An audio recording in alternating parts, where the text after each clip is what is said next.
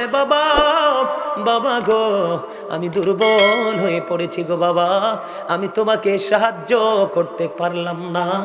ও বন্ধু, ইমাম কাসিম রাদিয়াল্লাহু তাআলা আনহু শাহাদাত বরণ করলো। ওনার এই পবিত্র দেহ পর্যন্ত বন্ধু কার কাছে? তাবুর কাছে নিয়ে আসলো।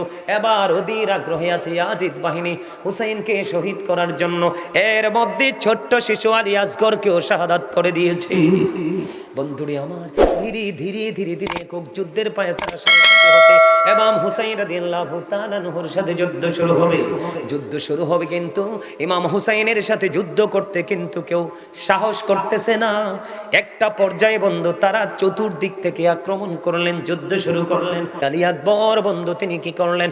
ইমাম হুসাইন রাদিয়াল্লাহু তাআলা আনহুর কাছে সাহায্য চাইলেন, অনুমতি চাইলেন, অনুমতি ওনাকে দেওয়া হলো। হযরত আলী আকবর যুদ্ধের ময়দানে চলে গেল। যুদ্ধের ময়দানে যাওয়ার পরে বন্ধু এবার কি করলেন?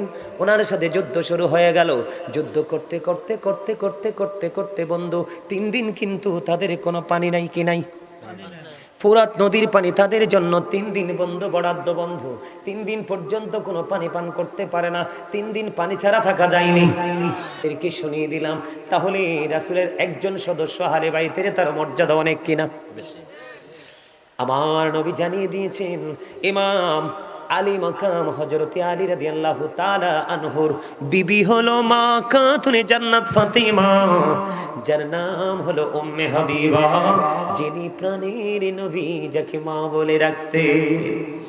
আমি আজকে এই গ্রামের আমার মা বোনদেরকে ডেকে ডেকে বলবো গো, আমার রাসূল জানিয়ে দিয়েছেন ফাতেমা তো সাইয়্যিদাহু নিসাই আহলিল জান্নাহ। আমার রাসূল জানিয়ে দিয়েছেন mother Fatema is the leader of females in জান্নাহ। আমি আমার মা আমার বোনদেরকে বলবো, নবীর প্রেমিক, নবীর আহলে বাইতের প্রেমিক যারা গো, তোমাদের জন্য নবীজি খবর জানিয়ে গেছেন যে তোমাদের জান্নাতে সরদারিনী হবে মা খাতুনে জান্নাত ফাতেমা। ও বন্ধু, এই গ্রামের নামটা কি? হ্যাঁ, এটা কোথায় লেখছেন ঠিকানাটা? স্থানটা কোথায়? হ্যাঁ হ্যাঁ, দারাশাহী তুলপাই। দারাশাহী তুলপাই গ্রামের আমার যুবক বন্ধুরা, তোমরা অনেক যুবক এখানে নিশ্চয়ভাবে বসে আছো। আমি তোমাদের কি চমৎকার একটা মেসেজ দিতে চাই রে। ও বন্ধু, নবীর ইজ্জত ছিনিয়ে নেওয়া, নবীর ইজ্জতকে ছোট করা, আহলে বাইতের ইজ্জতকে ছোট করা, অনেক মৌলবী তোমাদের সামনে আসবে, অনেক মিষ্টি মিষ্টি কথা বলবে। রাসূল বলেছেন তাদের নামাজ দেখলে তোমাদের কাছে মনে হবে তোমাদের নামাজ হচ্ছে না, তাদের রোজা দেখলে তোমরা মনে করবে তোমাদের রোজা তাদের রোজার কাছে কিছুই না, তাদের কোরআন তেলাওয়াত এত মধুর হবে রে, কিন্তু জিহ্বার হুলকুমের বাইরে যাবে না। বন্ধু রাসূল বলেছেন ইয়াকুম ও ইয়াহুম লা ইউদিল্লুনাকুম ওয়া লা ইফতিনুনাকুম। রাসূল বলেছেন তোমরা তাদের থেকে দূরে থাকো, তাদেরকেও তোমাদের থেকে দূরে রাখো, কারণ তাদের সাথে মিশলেই তোমরা পথভ্রষ্ট হবে, ফিতনায় পড়বে। তারা যেন তোমাদেরকে পথভ্রষ্ট করতে না পারে, ফিতনায় ফেলতে না পারে, এই জন্য তাদের মিষ্টি কথায় তোমরা কি হইও না, কান দিও না। তারা তোমাদের কেমন ভাবে বলবে বন্ধু, আপনাদেরকে বলবো, এক লোককে বলেছেন ওই সমস্ত নবীর দুশমনেরা কয় আপনারে দেখতে হযরত ওমরের মতো লাগে। ওমা নাউজুবিল্লাহ কয় না, ওমরের মতো দেখতে লাগে, পৃথিবীতে এমন কোন মানুষ আসেনি। ওই যে ওদের নবীর দুশমন বন্ধু, ওই লোকটা অনেক পাওয়ারফুল, শক্তিশালী। ওই লোকটার কাঁধে ভর করে সমাজের মধ্যে অপপ্রচার প্রপাগান্ডা ছড়াতে পারবে, কোরআন হাদিস বিদ্বেষ ছড়িয়ে দিতে পারবে। ওই লোক তোমরের কথা বলাতে তিনি খুশি হয়ে গেছেন। এই জন্য বন্ধু তোমাদেরকে বলবো সাবধান হও। ও দারাশাহী তুলপাই গ্রামের আমার যুবক বন্ধুরা, আমার নবী জানিয়ে দিয়েছেন আল হাসান ওয়াল হুসাইন সাইয়্যিদ শাবাবি আহলিল জান্নাহ। আমার রাসূল জানিয়ে দিয়েছেন বন্ধু, Imam Hasan and Hussain are the leader of younger people in Jannah. Imam Hasan Hussain জান্নাতে যুবকদের সরদার লিডার হবে। তাহলে ইমাম হুসাইনের পক্ষে থাকার দরকার আছে না নাই? নবীর পক্ষে থাকার দরকার আছে না নাই? বন্ধু, তাদের চরিত্র ছিল অপূর্ব সুন্দর। বন্ধু, ইমাম হুসাইনের কাছে একদিন এক ভিক্ষুক আসলো। ভিক্ষুক আসার পরে সাহায্যের হাত বাড়িয়ে দিলেন। আসার পরে কিন্তু ওনার কাছে কোনো সাহায্য করার মতো কিছু নেই। তিনি বললেন, তুমি অপেক্ষা করো, আমার কাছে যখন সাহায্য আসবে তোমাকে দিয়ে দিব। ভিক্ষুক সাহায্য প্রার্থী, তিনি ইমাম হুসাইনের দরবারে বসে রইলেন। কিছুক্ষণ পরে আমরা যেটা বলে 5 ব্যাগ টাকা। কয় ব্যাগ? হাদিস শরীফের মধ্যে এসেছে 5 থলে দিনার। কত দিনার? তার মানে আমাদের ভাষায় আপনাদের বোঝার জন্য বলবো 5 ব্যাগ টাকা। আসতে দেরি বন্ধু, একটি টাকা রাখলো না, একটা থলে রাখলো না, সবগুলো ওই সাহায্য প্রার্থীকে দিয়ে দেয়। জোরে জোরে বলুন না সুবহানাল্লাহ। বন্ধু, তোমরা জানো না ইমাম হাসান হুসাইন কত উদার ছিলেন। দুই ভাই একদিন সফরে বের হলো। হঠাৎ করে বন্ধু নজর দিয়ে দেখলেন দাড়ি পাকে এক মুরব্বী দাদু ভাই অজু করতেছে। কিন্তু দুই ভাই দাদুর অজুর দিকে তাকাইয়া দেখলেন দাদুর অজু তো হয় না। এবার দুই ভাই কি করলেন, সঙ্গে সঙ্গে তারা নামলেন। এক ভাই আরেক ভাইয়ের সাথে বুদ্ধি করে, ভাইজান বুদ্ধি করো না, দাদু তো ভুল করতেছে, দাদুর অজু তো হচ্ছে না, এখন কি করা যায়? ইমাম হাসান হুসাইন দুই ভাই ছিলেন অত্যন্ত বিচক্ষণ। বন্ধুরি আমার, এবারে দুই ভাই দাদুর কাছে চলে গেলেন, গিয়ে দাদুকে সালাম দিলেন, কেমন আছেন, এবং বাড়ি ঘরে সবাই কেমন আছে সদস্য সবাইকে বললেন। বলতে দেরি বন্ধু, বলতে দেরি রে। এবার দাদুকে বলল, দাদু আপনি আমাদের দুই ভাইয়ের দিকে একটু নজর দেন, আমরা দুই ভাই মিলে অজু করব, আপনি বলবেন কার অজুটা বেশি সুন্দর। বন্ধু, দুই ভাই মিলে অজু করা শুরু করে দিল। কারণ দাদুর অজুটা শরীয়ত সম্মত হয়নি, রাসূলের দেখানো সিস্টেম পদ্ধতি অনুযায়ী হয়নি। দুই ভাই মিলে বন্ধু অজু করলেন। অজু করতে করতে অজু শেষ হয়ে গেল। দাদুকে প্রশ্ন করা হলো, দাদু গো বলে দাও না কার অজুটা বেশি সুন্দর হয়েছে। এবার ওই বুড়ো দাদু একটা ডাক দিয়ে বলল, দাদু গো কে গো তোমরা, এত সুন্দর মিষ্টি তোমাদের চেহারা, এত নোরানি চেহারা, তোমাদের মুখের ভাষা মনে হয় মধুর চেয়ে। কে গো তোমরা, কি তোমাদের বংশ পরিচয়? দাদু আমরা তোমরা দুই ভাই মিলে অজু করেছ, তোমাদের দুই ভাইয়ের অজু সুন্দর হয়েছে, কিন্তু আমি দাদুর অজুটাই হয়নি। কে রে তোমাদেরকে সুন্দর অজু শিখালো, কে রে সুন্দর অজু শিখালো? এবার তারা পরিচয় দিল, আমরা পৃথিবীর কোন সাধারণ মানুষ নই, আমরা হলাম আপনার নবী রাহমাতাল লিল আলামিন। ওই কলিজার টুকরা হযরত আলী এবং ফাতেমা, রাসূলের কলিজার টুকরা হাসান হুসাইন দুই ভাই। জোরে জোরে বলুন না সুবহানাল্লাহ। ও যুবকের দল, তাদের চরিত্র যখন তুমি দেখবা রে, তুমি কখনো তুমি কোনোদিন তুমি নিজেকে ঠিক রাখতে পারবে না। তারাও তো তোমার মতো যুবক ছিল, তুমি কি করতেছো আর তারা কি করে গেছে একটু চিন্তা ভাবনা করতে হবে। কন্টিনিউ তারা তাহাজ্জুদের নামাজ পড়েছে, কোরআন তেলাওয়াত করেছে, জীবনে কোনো দিন মিথ্যার আশ্রয় নেয়নি। জোরে জোরে বলুন না সুবহানাল্লাহ, আরো জোরে বলুন না সুবহানাল্লাহ। বন্ধু, তাদেরকে আল্লাহ রাব্বুল আলামিন কত ভালোবাসে রে। হঠাৎ করে একদিন এই গ্রাম্য লোক, বন্ধু এগুলো কিতাব থেকে সংগ্রহ করা, বানানো নয়, হঠাৎ করে গ্রাম্য লোক মনে মনে নিয়ত করলেন রাসূলের দরবারে একটা হরিণ উপহার দিব। তখন গ্রাম্য লোকটা যেমন ভাবে নিয়ত করলেন ঠিক তেমনি ভাবে তিনি কি করলেন, হরিণের একটা বাচ্চা ধরলেন, বাচ্চা ধরে রাসূলের দরবারে দিলেন। অত্যন্ত সুন্দর। আপনার হরিণের বাচ্চা দেখছেননি? দেখছেন তো বন্ধু, অত্যন্ত সুন্দর না? অত্যন্ত মিষ্টি, দেখলেই যেন চক্ষু শীতল হয়ে যায়। হরিণের বাচ্চাগুলো এত সুন্দর, বড়গুলো কিন্তু সুন্দর, তবে বাচ্চাগুলো বেশি সুন্দর। নবীজির দরবারে দিতে দেরি, হযরতে হাসান রাদিয়াল্লাহু তাআলা আনহু দেখে ফেললেন। দেখতে দেরি রে নানা, নানা গো সুন্দর হরিণের বাচ্চা তুমি আমাকে দিয়ে দাও। বন্ধু রাসূল দিয়ে দিলেন হাসান রাদিয়াল্লাহু তাআলা আনহুকে। এবার হুসাইন রাদিয়াল্লাহু তাআলা আনহু দেখলেন, নানা গো ভাইয়াকে তো কত সুন্দর একটা মিষ্টি হরিণের বাচ্চা দিয়েছো, আমারও এমন সুন্দর বাচ্চা লাগবে। কিন্তু গ্রাম্য লোক হরিণ আনছে কয়টা? হাসান রাদিয়াল্লাহু তাআলা আনহুকে দিয়ে দিল বন্ধু। যখন ইমাম হুসাইন রাদিয়াল্লাহু তাআলা আনহু যখন চাইলো রে, নবীজির কাছে চাইতে দেরি, নবীজির সামনের দিকে নজর দিয়ে চায়া দেখে একটা ছোট্ট বাচ্চার একটা বড় হরিণী বিদ্যুৎ গতিতে নবীজির দরবারে আসছে। জোরে জোরে বলুন না সুবহানাল্লাহ। বন্ধু নবীজির দরবারে চলে আসলো হরিণী। হরিণী আসার পরে নবীজির দরবারে বন্ধু হরিণী এসে তার জবান খুলে গেল। জবান খুলে গেল, নবীজিকে সালাম দিলেন, ইয়া রাসূলুল্লাহ, ইয়া হাবিবাল্লাহ, নবী নবী গো, আপনার দরবারে যে হরিণীর বাচ্চাটা দেওয়া হয়েছে ওই বাচ্চার মা হলাম আমি। আমি মা হয়ে আমার আরেকটা বাচ্চা নিজে দিয়ে গেলাম, ইয়া রাসূলুল্লাহ, আমার ওই বাচ্চাটাও আপনার কলিজার টুকরা হুসাইনকে দিয়ে আপনি শীতল করে দেন। জোরে জোরে বলুন না সুবহানাল্লাহ। ও বন্ধু, তাদের পাওয়ার, তাদের মর্যাদা বন্ধু এত বেশি রে, কোনো দিন বলো বন্ধু বলে শেষ করা যাবে না। ইমাম হুসাইন মনে হয় যেন কুল কিনারায় এক সমুদ্র বন্ধু। ইমাম হুসাইনকে নিয়ে লিখতে গেলে লেখক কাঁদে রে। ও বন্ধু, গোটা পৃথিবীর কলমের কালি শেষ হয়ে যাবে, ইমাম হুসাইনকে নিয়ে লেখে শেষ করা যাবে না। ও বন্ধু, এত মধু, এত নিয়ামত। দুই ভাই মিলে হাতের লেখা লিখলেন। কি লিখলেন?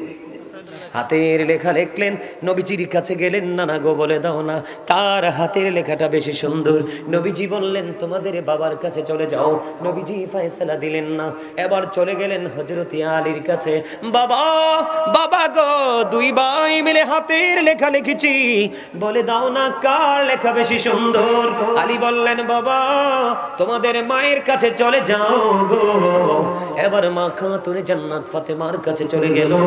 চলে যাইতে দেরি রে। ও বন্ধু, যাওয়ার পরে বললেন মা, মা গো, দুই ভাই মিলে হাতের লেখা লিখলাম। কি করলাম? দুই ভাই মিলে হাতের লেখা লিখেছি, বলে দাও না কার হাতের লেখাটা বেশি সুন্দর। এবার এই কথা বলার পরে মা খাতুনে জান্নাত বললেন বাবা আমার কাছে 60টা মতি আছে। কয়টা? এদিকে তাকান, কয়টা মতি? 60টা মতি আছে। মা খাতুনে জান্নাত ফাতেমা ডাক দিয়ে বললেন আমি তোমাদের সামনে একটা একটা করে মতি নিক্ষেপ করব, তোমরা যে বেশি কুড়াতে পারবা তার লেখা বেশি সুন্দর বলে গণ্য হবে।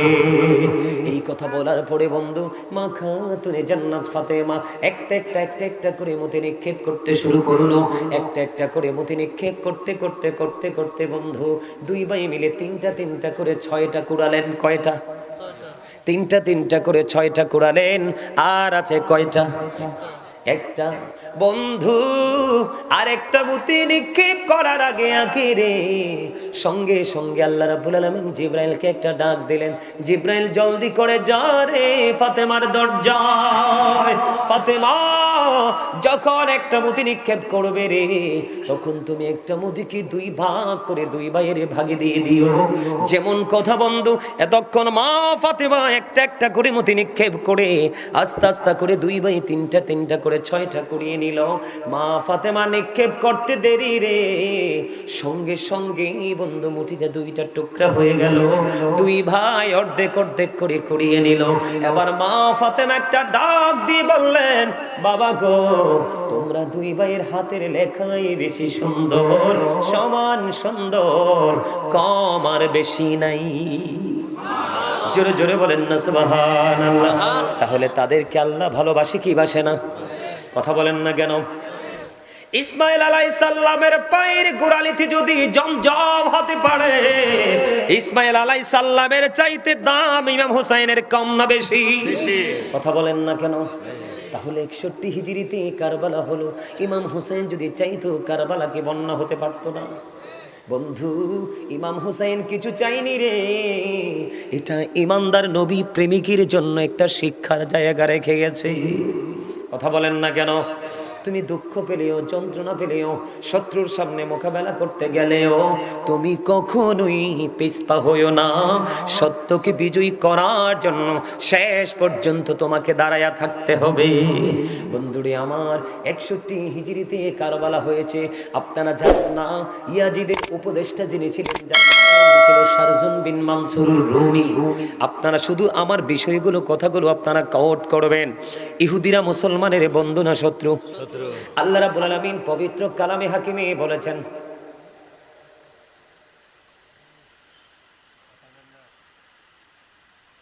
আপনারা তো বুঝিনি না এটা জায়গাটা কি। এই বাগানটা আপনাদের এলাকার ক্ষেত, আঞ্চলিক ভাষায় কইলাম কি ক্ষেত। এই যে জমি, এই যে নোংরা পাতা কোটা কত কিছু পইরা রয়েছে, ওই যেদিকে মোত্তাকের ঝোপ মনে হয়, সব কিছু না তো আমাদের জীবনে এগুলো লাগে তো, এমন তো না যে লাগে না। এটা আপনাদের এলাকার জমি, কিন্তু আজকে এটা জান্নাতের বাগান। আগামী কালকেও যখন আসবেন এখানে আসলে কোনো বেনিফিট নাই। আমি চলে যাওয়ার পরে, মাহফিল শেষ হওয়ার পরে যখন সামিয়ানা খুলে ফেলবে, এরপরে আসলেও বেনিফিট। এটার দাম বাড়ছে কেন জানেন? আল্লাহ রাসূলের প্রেমের বাগান। এখানে আল্লাহ এবং আল্লাহর হাবিবের, আল্লাহর কুদরতি জবান, রাসূলের জবান মোবারকের যেই ভাষা, এগুলো কোরআন হাদিসের মাধ্যমে আমরা জেনেছি। সেই কোরআন হাদিসের কথা আমরা বলবো। এইগুলো বলার কারণে, এগুলো আমাদের সিনায় থাকার কারণে আল্লাহ আমাদেরকেও সাধারণ মানুষের চাইতে দামি বলে ঘোষণা দিয়েছে। কথা কন না কেন? আলেমদেরকে, হক্কানি আলেমদেরকে আল্লাহ নবী রাসূলের বংশধর হিসাবে ঘোষণা দিয়েছে। তো নবী রাসূলের আওলাদের থাকে লগে থাকলে দাম কম না বেশি? আর মিয়া শুধু বেশি নি।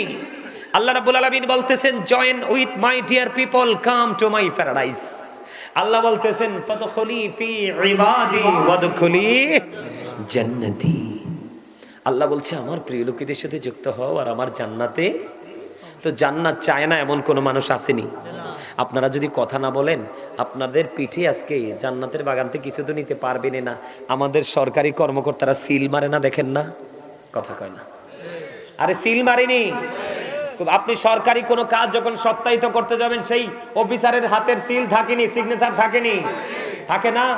আপনারা যদি আজকে আল্লাহ রাসূলের কথা বলা হচ্ছে, আল্লাহ রাসূলের প্রেমে দুরূদ হবে, জিকির হবে, আপনারা জবান বন্ধ করে রাখবেন। আপনাদের পিঠে দুইটা নেগেটিভ সিল পড়বে, রং দুটো সিল পড়বে। একটা সিল হলো কৃপণতার সিল, আর একটা সিল হলো অহংকারের সিল। আল্লাহ দুটোর একটা জাতকেও দেখতে পারে না। কথা কন না কেন? এই জন্য সাবধান হতে হবে, সচেতন হতে হবে। আমি তো মানে আউট দিকের কথা অল্প কিছু বলেছি, বেশি বলেনি। মহাব্বত করে কথা বলে শুনবেন, আমার কথা শুনেন। আপনাদের মনে আসে না, যার কারণে, যার নানার কারণে কুল কায়নাত সৃষ্টি হলো, সেই নানার কলিজার টুকরাকে ফুরাত নদীর পানি দিল না। অথচ ইহুদি নাসারারা, পশু পাখিরা পানি খায়। কিন্তু ইয়াজিদ বাহিনী ইমাম হুসাইনকে একটা ডাক দিয়ে বলল, ইয়া হুসাইন, ওই ফুরাত নদীর দিকে চাইয়া দেখো কেমন ঢেউ খেলছে রে। সবার জন্য পানি বরাদ্দ, কিন্তু তোমাদেরকে পানি বরাদ্দ করব না। জোরে জোরে বলেন না নাউজুবিল্লাহ। বলো হুজুর সমস্যাটা কোথায়? আমার দিকে তাকান বন্ধু। ইয়াজিদ কিন্তু হিন্দু ছিল না, খ্রিস্টান ছিল না, বৌদ্ধ ছিল না, সে কিন্তু মুসলমান ছিল। কিন্তু সে প্রথম দিকে মুসলমান ছিল। তার বাবার নাম হলো আমির মুআবিয়া। সে ছিল সচ্চা একজন রাসূল প্রেমিক। সুবহানাল্লাহ বলেন না কেন? এখন কি আর ইয়াজিদ মুসলমান আসেনি? কিতা হইছে? আরে বেঈমান কাফিরের চাইতেও তো নিকৃষ্ট। ঠিক কিনা বলো?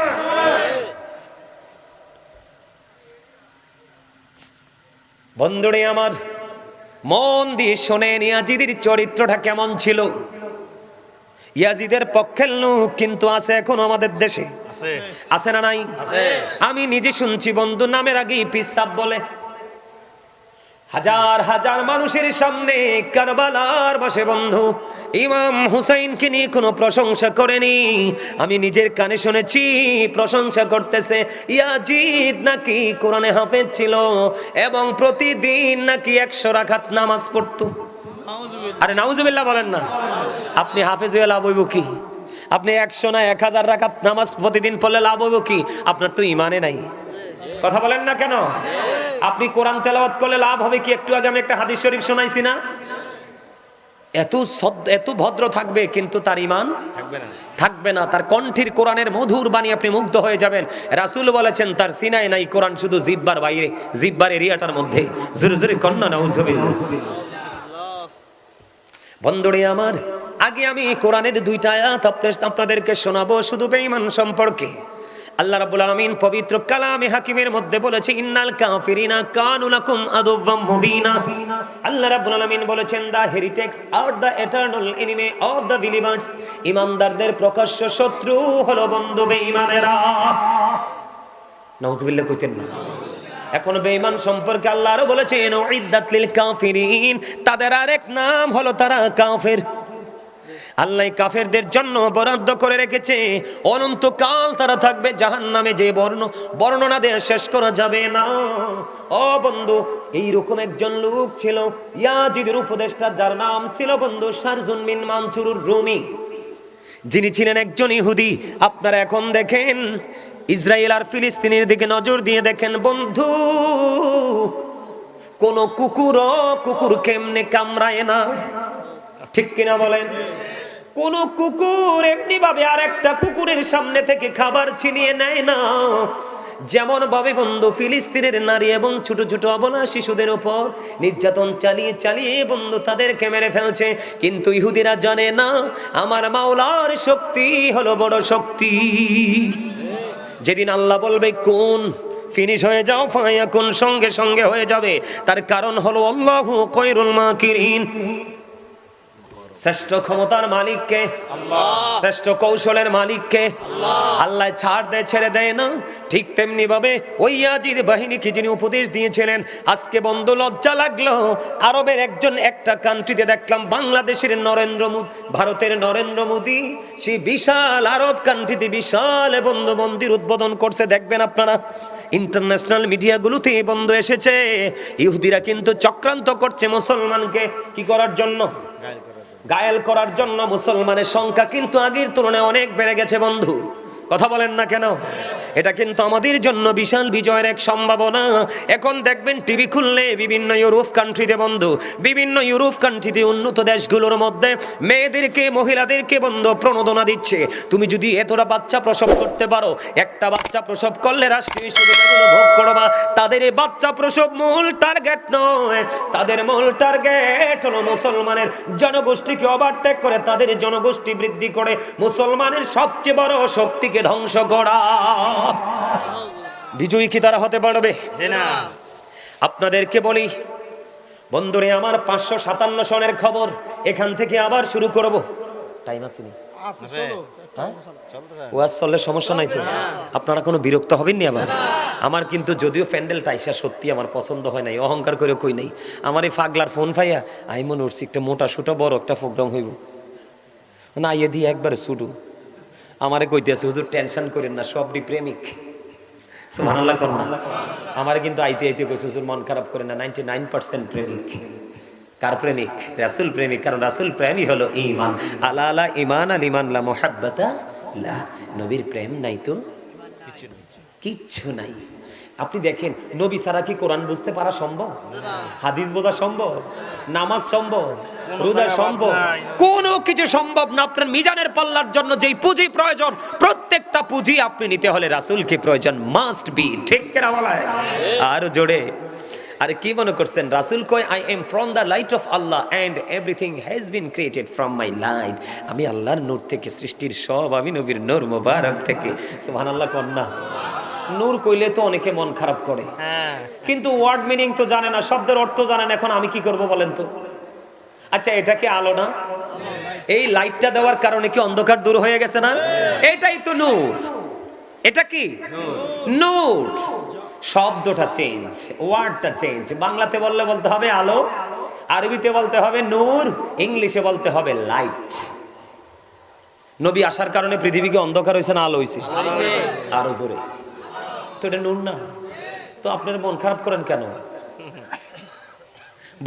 বোঝার সমস্যা না? বন্ধু আমার দিকে তাকান, ইহুদিদের চক্রান্তের কথা বলছে। আপনারা মদিনায় গেছেননি? মদিনায় জিয়ারত করছেন, এখানে লোক আসেননি? হাত তুলে দেখান। মদিনা শরীফ রাসূলের রওজা মোবারক জিয়ারত করছেননি? কি দি সীসা ডালা দেয়াল দেখছেন না? দেখছেন না শক্ত প্রাচীর নবীজির রওজা মোবারকের চারপাশে? কেন হলো বন্ধু? হৃদয় খুলে শোনো, 557 সনের খবর বন্ধু। ইহুদিরা নবীজির লাশ দেহ মোবারক চুরি করার জন্য তারা চক্রান্ত করলো। তারা বুঝতে পারলো মুসলমানের বড় শক্তি হলো নবী মুহাম্মদ, রওজা থেকে সরাইতে পারলেই মুসলমানকে গায়েল করা যাবে। বন্ধু, এই তিনজন ইহুদি ছদ্মবেশে বন্ধু নবীজি রওজার পাশে আস্তানা গাড়লো। দিনের বেলা তারা ঘর থেকে বের হতো না। কি হতো না? দিনের বেলা তাদের এই তাঁবু থেকে তারা বের হতো না। রাত্র যখন হতো তারা তাঁবু থেকে বন্ধু বের হয়ে যেত। হঠাৎ করে করে তারা বন্ধু রাতের বেলা মাটি খনন করতে শুরু করলো। মাটি খনন করে, দিনে কিন্তু করে না, বুঝে নেবেন, দিনে করে না। ইহুদি মুসলমানের কত বড় দুশমন দেখেন। দিনের বেলা তারা মাটি খনন করে না, রাতের বেলা মাটি খনন করে করে বস্তা বড় বড় জান্নাতুল বাকিতে নিয়ে বন্ধু মাটিগুলো তারা ফালাইতো। তৎকালীন সময়ে সুলতান নুরউদ্দিন জঙ্গির ঘরে নবী গেজে হাজির। নবীজি সুলতান নুরউদ্দিন জঙ্গির গড়ে গিয়ে হাজির। সুলতান, ষড়যন্ত্র চলছে রে। মানুষের ছবিগুলো পর্যন্ত নবী দেখিয়ে দিলেন। সুলতান নুরউদ্দিন জঙ্গি প্রথম দিন বন্ধু পুরোটা তিনি কি করতে পারলেন না, আইডেন্টিফাই করতে পারলেন না। দ্বিতীয় রজনীতে আবার যখন নবীজি স্বপ্ন যুগে তার ঘরে হাজির হলো, যে দুশমনগুলো তাদের ছবি পর্যন্ত দেখিয়ে দিল।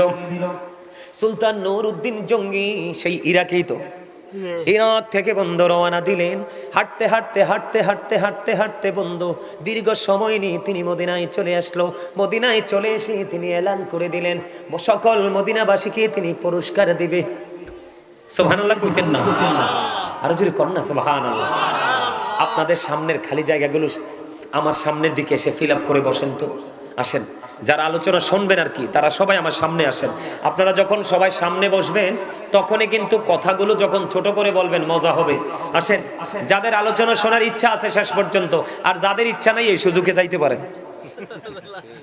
কি ঠিক কথা কইছি না? একটু লাড়াচাড়া পড়ছে না কি? এই সুযোগে যাইলে ভালো না, কারণ এমনি সবাই বয়ে থাকবো, আপনি উঠে যাইবেন, তাহলে একটু সমস্যা তো। আমার দিকে আসেন বন্ধু, মজা করে শোনেন। দুশমন ইহুদিদেরকে আমার আল্লাহ কেমন করে গায়েল করেন। এবার চলে আসলো মদিনায়। মদিনায় এসে বন্ধু এলান করে দিলেন মদিনার প্রত্যেকটা নাগরিককে কি করবে, তিনি পুরস্কার দিবে। যিনি পুরস্কার বিতরণ করবেন তিনি হলেন সুলতান নুরউদ্দিন জঙ্গি। বন্ধু অর্ডার পেয়ে তিনি পুরস্কার বিতরণ শুরু করে দিলেন। একটা একটা একটা একটা করে বন্ধু সবাইকে পুরস্কার দিয়ে দিল সুলতান নুরউদ্দিন জঙ্গি। ওই যে গভীর রজনী প্রাণের নবী স্বপ্ন যোগে বন্ধু ওই যে দুশমনগুলোর চেহারা দেখালেন, ওই মানুষগুলোকে সুলতান নুরউদ্দিন জঙ্গি পাইলেন না। আপনার এলাকায় নবীর প্রেমিক আছে না নাই? এখন যদি গাজী সুলাইমানকে কেউ কিছু বলে, আপনারা যারা প্রেমিক তারা ছাড়বনি? ছাড়বে না। তার কারণ হলো এই কারণে, সেই কিন্তু মূলত গাজী সুলাইমানকে ভালোবাসা না, তার ভালোবাসা হলো গাজী সুলাইমানের হৃদয় ভরা নবীর প্রেম। নবীর প্রেমিক কখনোই ইজ্জতহানি হতে পারে না। ঠিক কিনা বলেন? এবার বন্ধু সুলতান নুরউদ্দিন জঙ্গি প্রশ্ন করলেন, আর কি কোন লোক পুরস্কার থেকে দূরে আছে কিনা? আমার পুরস্কার পাইনি এমন কোন লোক আসেনি? কই হুজুর আছে গো। কয় কোথায় রে? কয় তারা হলো অত্যন্ত ভদ্র মানুষ। নাউজুবিল্লাহ কন্না। কেমন শয়তান দেখেন। কয় তারা অত্যন্ত জেন্টেল ভিআইপি পারসন। কয় কেমন ভিআইপি? কয় তারা দিনের বেলা বের হয় না, তারা সারা দিন আল্লাহর ইবাদতে থাকে। কয় ইবাদত হইল নবীর রওজা থেকে নবীজিকে সরানো। জোরে জোরে কন্না নাউজুবিল্লাহ। সুলতান নুরউদ্দিন জঙ্গি কিছু বললেন না। কই তোমরা সবাই আমার সঙ্গে চলো, ওই লোকগুলোকে আজকে পুরস্কার দিতে হবে। যখন বলেছেন নবীজির রওজার কাছে ওরা অবস্থান করতেছে, সুলতান নুরউদ্দিন জঙ্গি বললেন, আমার বসতে আর বাকি রইল না, ওইগুলোই হলো আমার নবীর কাজ। এবার সুলতান নুরউদ্দিন জঙ্গি বন্ধু চলে গেলেন। যাইতে যাইতে যাইতে যাইতে যাইতে যাইতে আবার বললেন, তোমরা কে গো? ভিতরে আসো, বের হয়ে আসো। বের হয়ে আসলেন অত্যন্ত ছদ্মবেশে, সাধু লোকের বেশে, ফরেজগারের বেশে বন্ধু বের হয়ে আসলো। বের হয়ে আসার পরে বললেন, তোমাদের বিছানাটা সরাও। আমাদের দেশে অনেক মৌলবী আছে, কই নবী বলে কিচ্ছু জানে না। এখন এখান থেকে কি বোঝা যায়? নবীজির কাছে সব খবর আছে না নাই? আছে। নবীজি মদিনায়, সুলতান নুরউদ্দিন জঙ্গি বন্ধু কোথায়? নবীজি কেমন করে চলে গেলেন সুলতান নুরউদ্দিন জঙ্গির ঘরে। নবীজির এই পাওয়ার আছে না নাই? পাওয়ারটা দিছে কে? আল্লাহ। বন্ধু, শাহজালাল মুজাররাদিয়া মনি যদি সিলেটের সুরমা নদী যায় নামাজ বিছিয়ে পার হতে পারে আল্লাহর ওলি হইয়া, তাহলে যিনি নবীদের নবী ইমামুল মুরসালিন, ওনার কাছে তো সর্বোচ্চ পাওয়ার দিয়ে আমার আল্লাহ পাঠাইছে। ঠিক কিনা বলেন? এবার বন্ধু কি করলেন, কয় তোমাদের বিছানাটা সরাও। বিছানাটা সরালেন, সরানোর পরে দেখলেন বন্ধু তৎকালীন সময়ে কিন্তু আমার সাথে আলেমরা আছে, আমার চাইতে যোগ্য এবং দক্ষ আমি সবাইকে মনে করি, আমি নিজেকে কখনোই বড় মনে করি না, মানুষ ভালোবেসে দাওয়াত দিয়ে আসি বন্ধু। আমার চাইতে যোগ্য দক্ষ আপনাদের মাঝে আর থাকতে পারেন, আছেন বন্ধুরি আমার। তৎকালীন সময়ে কিন্তু তক্তা ব্যবহার করা হতো, কি এখন দেখলেন কাঠ, মোটা মোটা কাঠের তক্তা বন্ধু। তখন বললেন তক্তাগুলো সরাও। তক্তা সরাইয়া দেখে রে, আজকে রাত্রটা যদি সুযোগ পাইতো নবীজিকে তখনই রওজা মুবারক থেকে আজকে বন্ধু সরিয়ে ফেলতে পারতো। কিন্তু আল্লাহর প্রিয় হাবিব, যার নাম আল্লাহ নিজে রেখেছেন হাবিবুল্লাহ, আল্লাহ যেখানে রাসূলকে সেখানেই তিনি রেখেছেন, এমন হাবিবের সাথে বেয়াদবি আল্লাহ সহ্য করবে না। ওই যে বলেছি আল্লাহ সময় মতো বলবে কোন ফায়াকুন, সাথে সাথে ফিনিশ। এবার বন্ধু রাতের বেলা মাটিগুলো খনন করে জান্নাতুল বাকিতে নিয়ে ফালাইতো।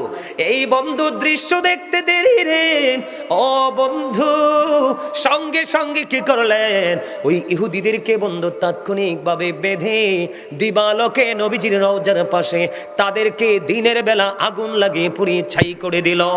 জোরে জোরে বলেন আলহামদুলিল্লাহ।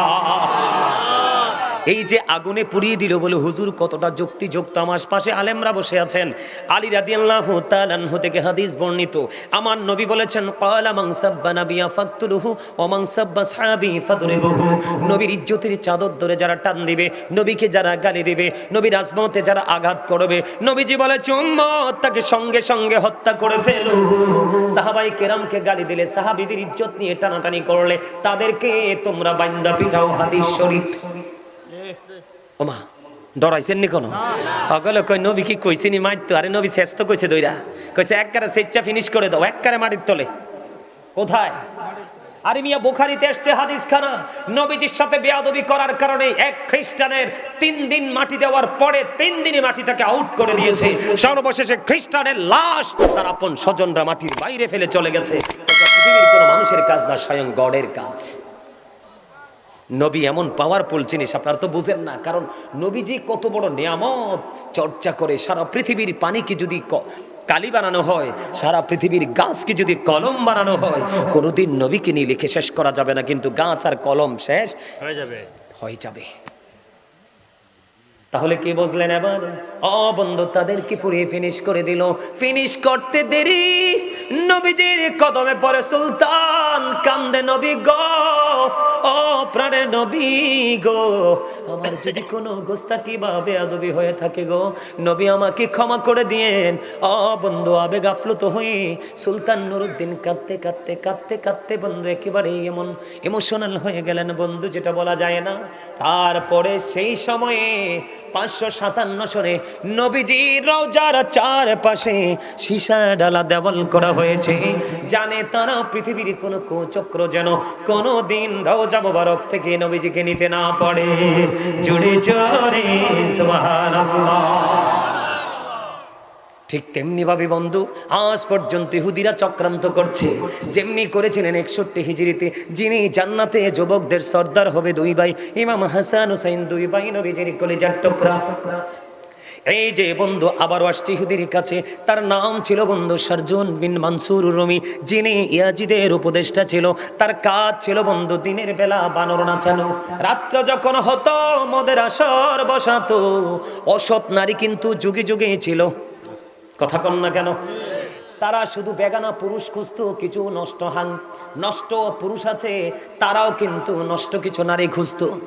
ঠিক বন্ধু ইয়াজিদের উপদেষ্টা শারজুন বিন মানসুর রুমি, এই জন্য বলি ইয়াজিদ ইজ ক্যারেক্টারলেস। কথা বলেন না কেন? ইয়াজিদ হলো 100% চরিত্রহীন। রাত্র যখন হতো মদের আসর বসানো হতো, অসৎ নারীদেরকে নিয়ে নাচানাচি যা করার তাই করতো। জোরে জোরে বলেন নাউজুবিল্লাহ। আর জোরে বলেন না নাউজুবিল্লাহ। তবে ইয়াজিদের কৌশল কিন্তু এখনো পৃথিবীতে কিছু লোক ব্যবহার করতেছে। ইয়াজিদ কিন্তু প্রকাশ্যে কিন্তু মসজিদ ভাঙ্গে নাই, প্রকাশ্যে কোনোদিন মাদ্রাসা ভাঙ্গে নাই, কোনোদিন সে প্রকাশ্যে কোরআনের উপর আঘাত করে নাই। তার ইয়াজিদিয়াত হলো মুখে হলো ইসলামের কথা, আর অন্তর থেকে ইসলামকে ধ্বংস করার পায় তারাই হলো ইয়াজিদিয়া। ঠিক কিনা বলেন বন্ধুরে আমার? এমন করে করে বন্ধু ইয়াজিদ আস্তে আস্তে করে ইয়াজিদকে গায়েল করলেন, পৃথিবীর লোভ লালসা দেখালেন। 61 হিজরিতে বন্ধু কারবালাটা হলো। 63 হিজরিতে বন্ধু 3 দিন ইয়াজিদ বাহিনী কি করেছে? মসজিদে নববীর মধ্যে আজান দিতে দেয়নি। মসজিদে নববীর মধ্যে বন্ধু ঘোড়া রাস্তা বল বানিয়েছে, আজান দিতে দেয়নি, নামাজ পড়তে দেয়নি। যেই মসজিদে নববীতে নামাজ পড়লে 50,000 রাকাতের সওয়াব। জোরে জোরে কন্যা সুবহানাল্লাহ।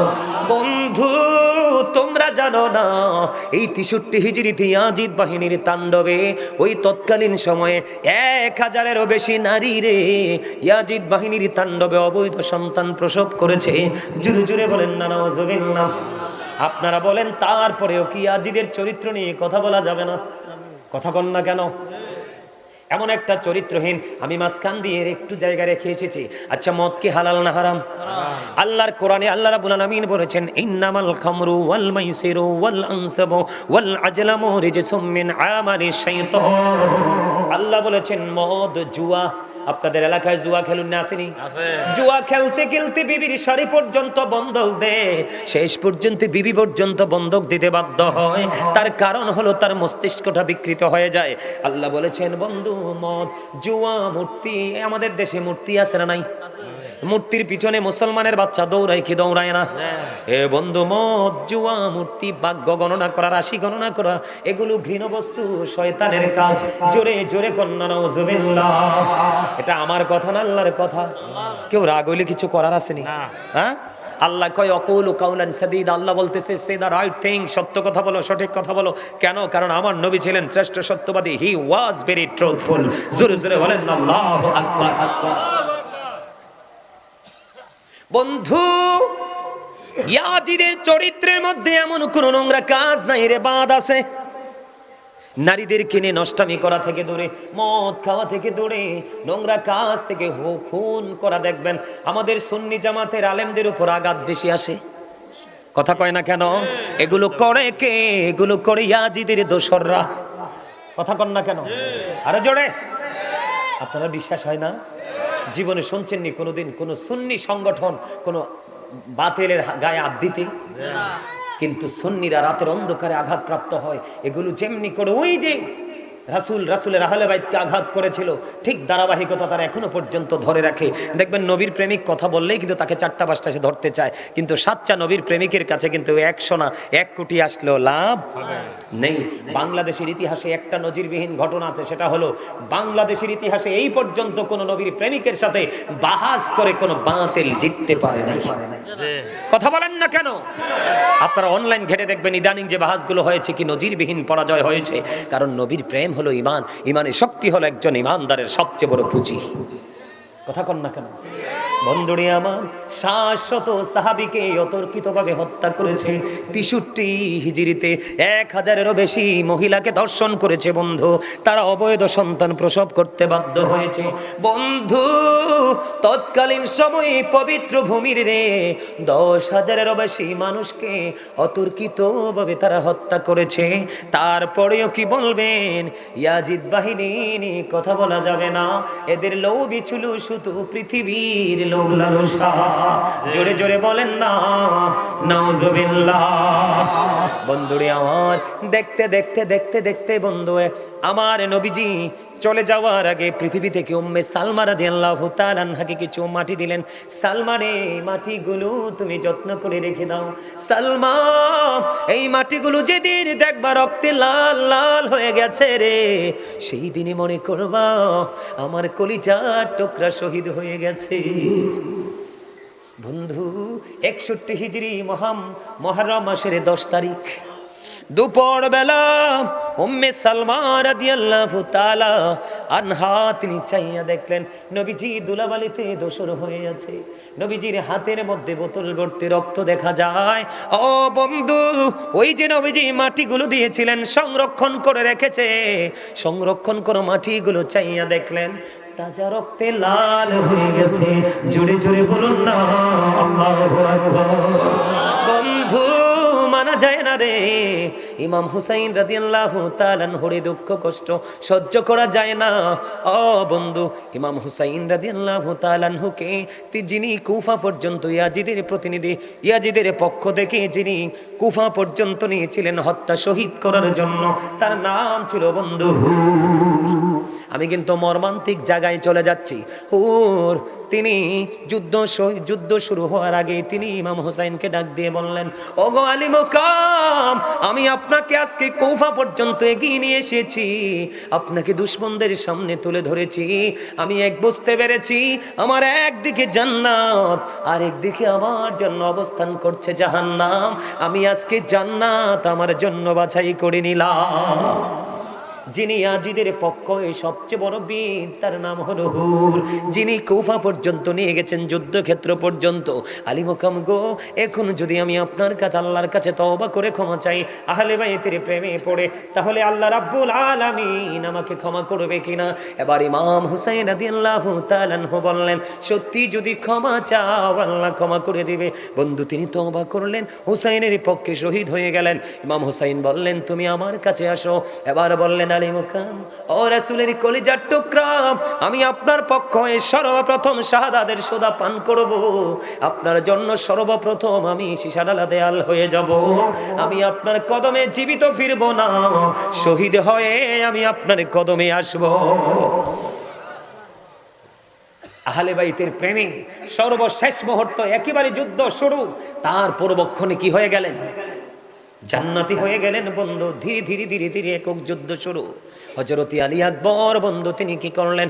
ইমাম হুসাইন রাদিয়াল্লাহু তাআলা আনহুর কাছে সাহায্য চাইলেন, অনুমতি চাইলেন, অনুমতি ওনাকে দেওয়া হলো। হযরত আলী আকবর যুদ্ধের ময়দানে চলে গেল। যুদ্ধের ময়দানে যাওয়ার পরে বন্ধু এবার কি করলেন? ওনার সাথে যুদ্ধ শুরু হয়ে গেল। যুদ্ধ করতে করতে করতে করতে করতে করতে বন্ধু 3 দিন কিন্তু তাদের কোনো পানি নাই, কি নাই? ফুরাত নদীর পানি তাদের জন্য 3 দিন বন্ধ বরাদ্দ। বন্ধু 3 দিন পর্যন্ত কোনো পানি পান করতে পারে না, 3 দিন পানি ছাড়া থাকা যায়নি। বন্ধু অনেক আশেপাশে অনেক ডাইনি ভাবে অনেক কথা আছে রে, শুধু নির্মমতাটা শুধু আপনাদেরকে বলছি। আলী আকবর গেলেন, যুদ্ধ করতে করতে দৌড়ে চলে আসলেন। আইসা ইমাম হুসাইন রাদিয়াল্লাহু তাআলা আনহুকে একটা ডাক দিলেন, ডাক দিয়া বললেন, বাবা বাবা গো, আমাকে একটু পানি দাও না, আমি ওই ইয়াজিদ বাহিনীর উপর হায়দারি আক্রমণ চালাবো। এবার ইমাম হুসাইন জিব্বা শুষ্ক, জিব্বাটা বের করে দিল, ডাক দিয়ে বলতেছেন, বাবা গো আমার কাছে পানি নাই রে, আমি কেমন করে তোমাকে পানি দিব গো বাবা? আমার যখন পানির তৃষ্ণা লাগতো আমি আমার কলিজার টুকরা নানার কাছে যাইতাম, আমার নানার জিব্বা মোবারক যখন বের করে দিত আমি জিব্বা চষে চষে আমার পানির তৃষ্ণা মিটাতাম। বাবা গো জিব্বাটা বের করে দিলাম গো, আমার জিব্বাটা তুমি চষে নাও। এই শুষ্ক জিব্বাটা চষলেন বন্ধু, চষতে চষতে চষতে চষতে এখান থেকে বের হয়ে চলে গেলেন আবার যুদ্ধের ময়দানে। যুদ্ধের ময়দানে যুদ্ধ চলতেছে, হঠাৎ করে বন্ধু বাবা বলে একটা চিৎকার করলেন। চিৎকার করতে দেরি যাইয়া দেখলেন আলী আকবরের বুকে তীর বিঁধল গো। ও বন্ধু আলী আকবর মাটিতে লুটিয়ে পড়লো। যখন হযরত হুসাইন রাদিয়াল্লাহু তাআলা আনহু তীরটা খুলল, রক্তের বন্যা বন্ধু বইতে শুরু করলো। জোরে জোরে বলেন নাউজুবিল্লাহ। যুদ্ধের ময়দানে যুদ্ধ চলতে চলতে তিনি শাহাদাত বরণ করলেন। ওনার এই পবিত্র দেহ নিয়ে তাবুর কাছে চলে গেলেন বন্ধু। এরপরে এখান থেকে শুরু শেষ হয়ে গেল। তারপরে হাসান রাদিয়াল্লাহু তাআলা আনহুর শাহজাদা হযরত কাসিম রাদিয়াল্লাহু তাআলা আনহু চলে গেলেন। হুজুর এসে গেছে? হুজুর আবার বিরক্ত হইব নি? সাহেব মানুষ। আচ্ছা আমি বিষয়টা শেষ করি। হ্যাঁ, জাস্ট পীর সাহেব কেবল আসবে, আপনাদের মোনাজাত দিবে, তারপরে আজকের মাহফিল শেষ হবে। আপনার বিরক্ত হয় না, আমি একটু গোছাই একটু আলোচনাটা। শুধু আমি আপনাদের কাছে তুলে ধরছি বিভিন্ন পয়েন্টগুলো, নির্মমতাটা কতটা নির্মম ছিলেন, তারা কতটা নিষ্ঠুর ছিলেন। পানি তো বরাদ্দ বন্ধ, পানি কি? তারপরেও কিন্তু সত্য মিথ্যার লড়াইয়ে রাসূলের আহলে বাইত কলিজার টুকরা পিছপা হয়নি, ঠিক কিনা বলেন? আরো জোরে বলেন না। ইমাম হুসাইন কিন্তু কারবালাতে আসার পরে ওনাকে কিন্তু এখান থেকে ফিরে যাওয়ার জন্য চিঠি দেওয়া হয়েছিল, উনি কিন্তু ফিরে যায় নাই, ঠিক কিনা বলেন? ইমাম হুসাইন কিন্তু এমনি এমনি কুফায় আসেনি, ওনাকে কিন্তু 150 চিঠি দিয়ে আনা হয়েছে।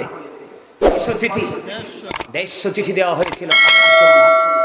বন্ধু হযরতে কাসেম রাদিয়াল্লাহু তাআলা আনহু যুদ্ধের অনুমতি নিয়ে বন্ধু যুদ্ধ করতে গেল। যুদ্ধ করতে করতে করতে করতে বন্ধু শাহাদাত বরণ করলো। ইন্না লিল্লাহি ওয়া ইন্না ইলাইহি রাজিউন।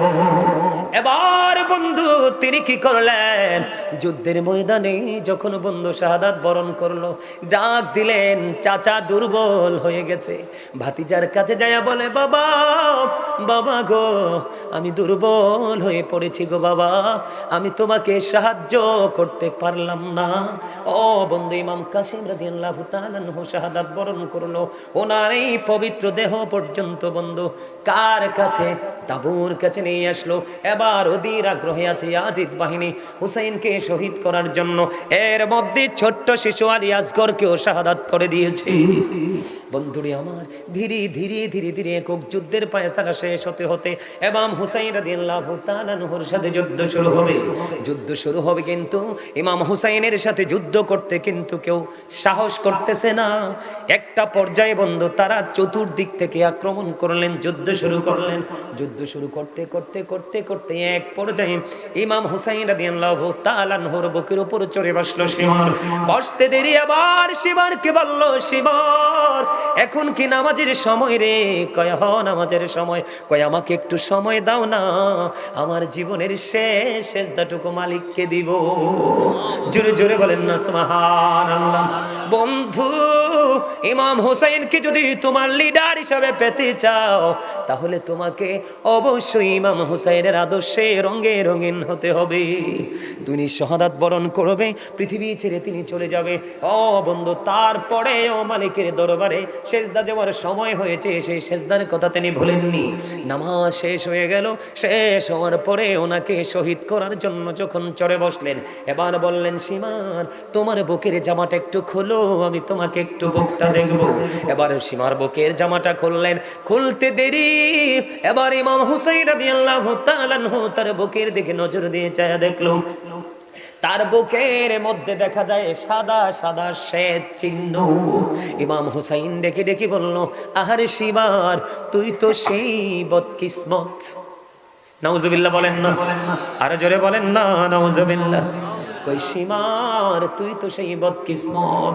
আমার নানা আমাকে বলে গেছে, সাদা দাগের কুকুরগুলো রে আমার বাগান হরণ করে নিয়ে যাবে। আমার নানার কথা অনুযায়ী তোর বুকের মধ্যে সাদা সাদা সে চিহ্ন দেখতে পাইলাম। এটাকে হাদিসের ভাষায় ডবল রোগ বলা হয়, আবার কুষ্ঠ রোগ বলা হয়, ঠিক কিনা বন্ধুরে আমার? এই ডবল রোগ, কুষ্ঠ রোগ, আমরা বাংলাদেশের মানুষ এটাকে বলে শ্বেত রোগ। বিভিন্ন জায়গা সাদা হয়ে যায় মানুষের, আছে না নাই? বন্ধুরে আমার, ওই সীমার কি করলেন বন্ধু? ওই তলোয়ার চালালেন, পবিত্র দেহ থেকে মাথাটা আলাদা করে দিলেন। ইন্না লিল্লাহি ওয়া ইন্না ইলাইহি রাজিউন। বন্ধু, শহীদ করে ইয়াজিদ বাহিনী ক্ষান্ত হলো না। ও বন্ধু, এই মরুভূমিতে ঘোড়া দিয়ে বন্ধু বালু উড়িয়ে দিল, বালু উড়িয়ে দিল, ধুলাবালিতে পুরো পরিবেশটাকে নোংরা করে দিল। ঘোড়ার কদম দিয়ে তাদের এই পবিত্র দেহ এবং চেহারা, পবিত্র চেহারা মোবারককে পদধলিত করলো। জোরে জোরে বলেন না নাউজুবিল্লাহ। আসলে মূলত ঘটনাটা ঘটেছে ইয়াজিদের কাছ থেকে পুরস্কারের জন্য, কিন্তু ইয়াজিদ কখনোই পুরস্কার দিবে না, ঠিক কিনা বলেন? ইয়াজিদ বাহিনী এতটা দুষ্ট ছিল, এতটা কুচক্রে ছিল বন্ধু। এখান থেকে শেষ হলো। ইমাম হুসাইন যখন শাহাদাত বরণ করলো, আকাশ এত কালো হয়েছিল রে, মনে হয়েছিল তখনই যেন কিয়ামত কায়েম হয়ে যাবে বন্ধু।